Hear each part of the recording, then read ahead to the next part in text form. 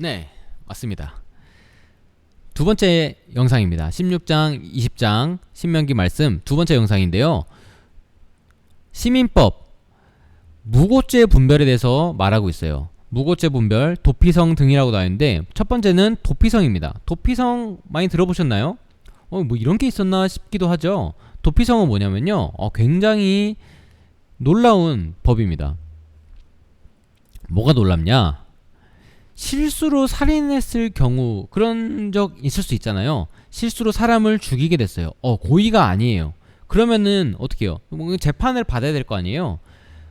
그런 사람들을 이렇게 말씀을 보면서 설명해 보겠습니다. 가령 사람이 그 이웃과 함께 벌목하러 산림에 들어가서 손에 도끼를 들고 벌목하려고 찍을 때에 도끼가 자루에서 빠져 그의 이웃을 맞춰 그를 죽게 함과 같은 것이라. 어떻게 이런 상세한 예시를 들었을까요? 이런 일들이 있었나봐요. 이런 사람은 그 성읍 중 하나로 도피하여 생명을 보존할 것이니라. 왜 그럴까요? 그 피를 보복하는 자의 마음이 복수심에 불타서 살인자를 뒤쫓는데 중략 그를 따라 잡아 죽일까 하노라. 신명기 19장 5절에서 6절 말씀입니다. 그쵸? 아무리 실수로 사람이 죽었다고 해도 그 가족들은 복수심에 불탈 수도 있잖아요. 그럴 때 또 다른 살인을 막기 위해서 이런 도피성이 있는 것입니다. 그래서 도피성은 그 도피성을 담당하는 장로들이 그 사람을 실수로 살인한 사람을 보호해주는 일을 하고요. 자세히 읽어보시면 정말 하나님 나라는 좋은 곳이구나라는 걸 알 수가 있어요. 두 번째는 거짓 증거입니다. 그러니까 무고한 사람들을 살리는 게 핵심인 거예요. 무고한 사람들이 죽지 않을 수 있게. 그러니까 도피성도 그런 역할을 하는 거죠. 고의로 살해낸 것이 아니니까요. 근데 마찬가지로 거짓 증거, 사람들이 모함을 해가지고, 사람이 악하잖아요, 그렇죠? 모함을 해서 죽일 수도 있는데 그런 것들을 막기 위해서 거짓 증거를 분별하는 방법이 있습니다. 그것에 대해서 나오고 있는데 바로 2명에서 3명의 증인이 있어야 된다고 말씀하고 있는 것이죠.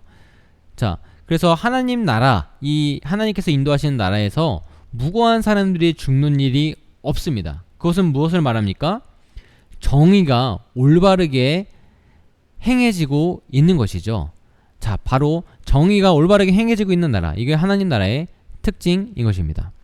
마지막은 전쟁에 관한 법이에요.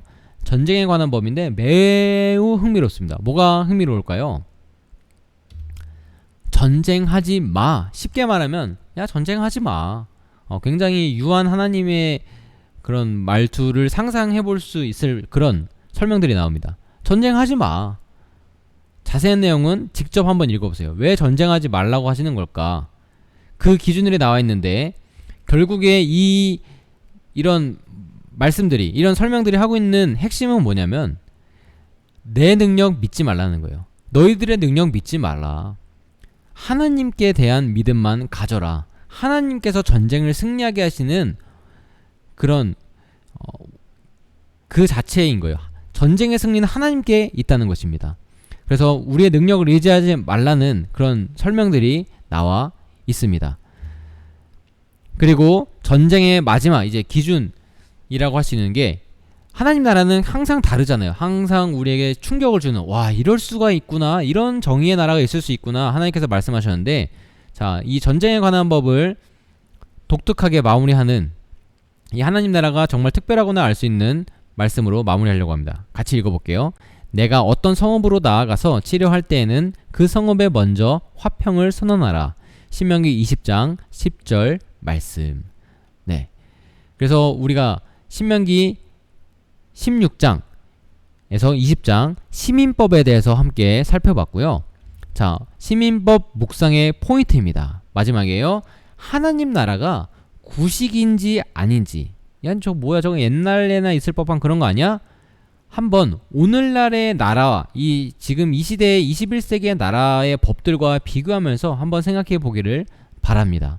우리 하나님, 이 하나님 나라에 우리의 소망이 있고 참 구원이 있음을 이 말씀을 통해서 깨닫고 하나님을 찬양하는 우리 모두가 되기를 소망합니다. 우리 모두 화이팅!